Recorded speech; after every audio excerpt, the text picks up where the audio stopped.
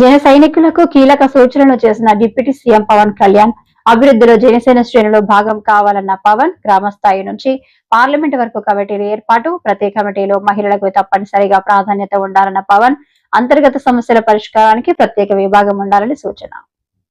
ఉద్యోగి కొడుకును కాబట్టి నేను కష్టాన్ని అర్థం చేసుకున్నాను. నేను కొంచెం ఇద్దరు కూర్చోకూడదని కొంచెం వెనకాల ఉండాలి, కొంచెం ఇబ్బంది అవుతుంది. కూర్చుంటారా? Thank you. మీ దగ్గర కూర్చోళ్ళు ఉన్నాయి, టెక్నిక్స్ ఉన్నాయి కానీ మీరు వాడట్లేదు అన్నా కదా. అంటే ఇది అంటే చాలా ఆనందం అనిపించింది. ఇప్పుడు నేను నా కూతురు పుట్టినప్పుడు నేను ఇదే పొజిషన్లో అంటే పెళ్ళి అయ్యేటప్పుడు కూడా ఇదేనా అంటే అవి చూసే వాళ్ళకి పెద్దవి కాకపోవచ్చు, బయట ఉద్యోగులు కాని వాళ్ళకి ఏముందిలే అనిపించవచ్చు. కానీ ఒక ఉద్యోగికి ఆ చిన్న ఆ ప్రమోషన్ ఎంత కీలకం ఒక ఉద్యోగ కొడుకుగా నాకు తెలుసు. అది ఎంత ఆనందం ఉండేదో మాకు తెలుసు. మహిళల్లో అదొక పండగ వాతావరణం ఉండదు. జీతాలు పెరగటాలు ఇవన్నీ కంటే కూడా ఏదో ఒక తృప్తి. మేము చేసిన ఒక ప్రతి మనిషి ఉన్న స్థాయి నుంచి ఒక అడుగు పైకి వెళ్ళాలనుకుంటారు అన్ని రకాలుగా. సో దాంట్లో భాగంగా భగవంతుడు మనం ఈరోజు ఇంత చేసామంటే ఎందుకు చెప్తున్నానంటే ఇది నేను చేశానని చెప్పట్లేదు. ఇక్కడున్న మీరందరూ కూడా రాష్ట్రం నలుమూలల మీరు కూటమికి మీరు నిలబడితే మేము చేయగలిగాం. ఆ మాట చెప్పడం చెప్తున్నాను.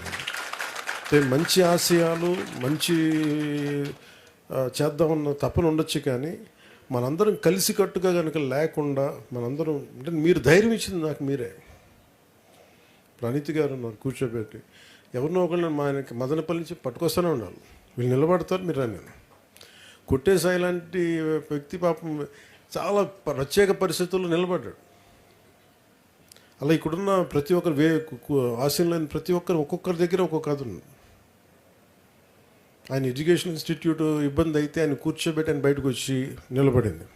అంటే ప్రతి ఒక్కళ్ళు ఒక ఎక్సెప్షనల్ రిస్క్ వాళ్ళదైన జీవితాల నుంచి మన దినేష్ దగ్గర ప్రతి ఒక్కళ్ళు కూడా వాళ్ళదైన జీవితాల నుంచి ప్రతిదీ ఒక రిస్క్ తీసుకుంటూనే వచ్చారు.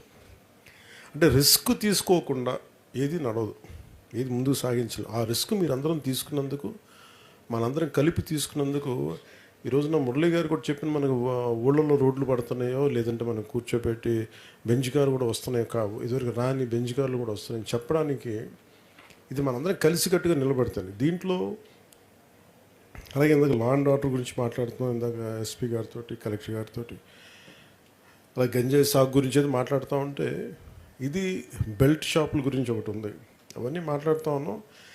ఇది కొంత సమాజం ఇప్పుడు క్రిమినల్స్ 10 మంది అయితే పర్లేదు, మనం హ్యాండిల్ చేయగలం.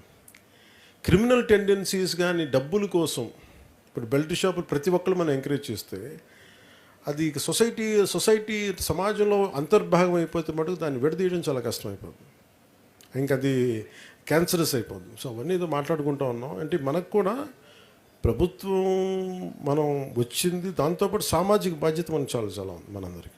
ఈరోజు మీ అందరినీ కూడా నేను కోరుకుంటుంది, పదవి అనేది నేను హరిప్రసాద్ గారు తెలుసు 2008లో ఈయన మురళి గారు విద్యార్థి దశలో మన తిరుపతి యూనివర్సిటీ విద్యార్థిగా ఉన్నప్పుడు వీళ్ళిద్దరు కలిసి పిఆర్పి కోసం నిలబడిన వాళ్ళు ఇద్దరు రావాలని కోరుకుంది. అంటే ఇలాంటి ప్రతి ఒక్కళ్ళకి కూడా ఒక బ్యాక్గ్రౌండ్ ఉంటుంది మనకి. అంటే ఆ రోజు నుంచి ఒకటే ఏం కోరుకున్నాం అంటే ఒక మార్పు రావాలి. ఆ మార్పు ఎలాంటిదంటే మన సమాజంలో ఏముంటుందని ఒక గొంతు లేని వాళ్ళకి మనం గొంతు అవ్వాలి, బలం లేని వాళ్ళకి మనం గలం అవ్వాలి. సో దాంట్లో భాగంగా మనం ఇక్కడ దాకా తీసుకొచ్చాం. ఇది హరిప్రసాద్ గారు నేను చాలాసార్లు చూస్తుంటారు. ఆ రోజున మీరు ఉన్నారు కదా నా పక్కన, ఆ రోజు ఆవిర్భావ సభ జరుగుతున్నప్పుడు, ఆవిర్భావ సభ కాదు దాన్ని 2008లో పార్టీని స్థాపించి ఇక్కడ తిరుపతి గ్రౌండ్స్లో పెట్టినప్పుడు వావిలాల్ గ్రౌండ్స్ నేను ఎక్కడ లేను. అంటే నేను ఇది ఎందుకు చెప్తున్నాను, కొంచెం నేను ఎందుకు చెప్తున్నానంటే నేను గుర్తింపుకి పని నేను నోచుకోలేదు. ఎప్పుడు నేను జనం కోసం పనిచేయడానికి ఉన్నాను. నాకు పొజిషన్ వస్తా గుర్తింపు వస్తా నేను ఎప్పుడు నా ఆలోచన ఎప్పుడు ఉండదు. మన మురళి గారు చెప్పినట్టుగా మనం వర్షం తాలూకు గుణం చినుకు ఇవ్వడం, ఒక నాయకుడి తాలూకు లక్షణం నిస్సహాయాలకి అండగా నిలబడటం, నా ఉద్దేశం అదే. దానివల్ల పదవి అనేది అది ఒక అలంకారం కాదు, బాధ్యత అది. సో ఈరోజు మనకి ఒక పంచాయతీరాజ్ వచ్చింది కూర్చొని నేను చేసిన చాలా క్లియర్ కట్గా చెప్పాను పేషీలో ఉన్న అధికారులందరికీ. అదృష్టవశాత్తు పేషీలో ఉన్న అధికారులు కూడా సమాజానికి ఏదైనా చేద్దామని తపన ఉన్నాను. అందరూ వాళ్ళు ఏదో చేద్దామని చెప్పి వాళ్ళు కూర్చోబెట్టి సరే ఈ పనులు చేయొచ్చు, ఇట్లా చేయొచ్చు, ఇలా 10,000 మందికి మన ప్రమోషన్స్ రాకుండా ఉండిపోయినాయి. లేదంటే ఇలాంటి మినీ కలెక్టరేట్స్ ఉంటే ప్రజలు ఇందాక మురళి గారు చెప్పినట్టు 60,000 మంది, ఒక 70,000 మంది ఒక డిస్ట్రిక్ట్ కలెక్టరేట్కి ఎలా వెళ్తారు? దాన్ని ప్రతి డివిజన్లో ఉండాలి. అదైనా ఒక ఆర్టికల్కి చాలామంది 10 మంది వచ్చారు నా దగ్గరికి, ఎంపీడీఓలు వచ్చి మాకు మద్దతు తెలిపారని నేను చెప్తా ఉంటే, అలాంటిది నిజంగా జరిగినప్పుడు ఎంత ఆనందం ఉంటుందో మీరు ఊహించుకోగలరు. అంటే ఇవన్నీ ఎందుకు చేయగలుగుతున్నామంటే మనం బాధ్యతగా ఉంటే ఏదన్నా సరే మనం చేసిన దానికి ప్రతిఫలం ఉంటుంది. పదవే దాన్ని పరమావధిగా మనం భావిస్తే మటుకు ఇవన్నీ రావు. సో నేను మిమ్మల్ని కోరుకుంటుంది recognition is only by hard work. ఈరోజు మనల్ని ఇక్కడ నిలబెట్టారు ప్రజలు అంటే నేను ఒకటి అనుకున్నాను, ప్రజలు మనకు ఎందుకు ఓటు వేయాలంటే నువ్వు కష్టపడి పని చేయి. ఒక చిన్నపాటి ఉద్యోగం కావాలంటే మనకి ఇంత చదువుకోవాలి, ఇంత ఒక ఉత్తీర్ణత పరీక్ష ఉంటుంది. అలాగే ఇన్ని కోట్ల మందికి సంబంధించిన జీవితాన్ని ఒక రాజకీయ నాయకుడిగా ఇంతమంది ప్రజా సమూహం ఒప్పుకోవాలంటే నువ్వు క్షేత్రంలో పని చేయకుండా నిలబడకుండా ప్రజలు ఎలా తీర్పిస్తారు? ప్రజలు నేను ఎలాగా అందలం ఎక్కిస్తారు? అందలం ఎక్కడం మనకి బాధ్యత తప్ప అది మనకి అలంకారం కాదు. అందుకని మిమ్మల్ని కూడా నేను వేడుకుంటుందని చాలా పదే నేను ఏం చెప్తానంటే 15 సంవత్సరాలు ఉండాలి ఎందుకు కోరుకుంటానంటే కూటమి ప్రభుత్వాన్ని. ఈ రాష్ట్రానికి అంత స్టెబిలిటీ అవసరం, అంత సుస్థిరత అవసరం. జగన్మోహన్ గారు కూడా అది చెప్తా ఉన్నారు. ఇది మీరు జైలుకి వెళ్ళగానే నేను బెంగళూరు నుంచి మెసేజ్ ఇచ్చానని చెప్పడానికి ఏంటంటే ఇది చాలా తప్పన పడుతున్నాం అందరం.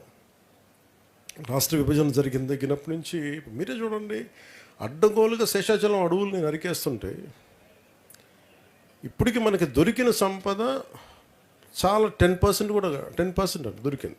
అది 1,000 కోట్లు ఉంది. ఈ 20 సంవత్సరాలు 15 సంవత్సరాల్లో ఎన్ని 1,000 కోట్లు వెళ్ళిపోయిందో మనకు తెలియదు.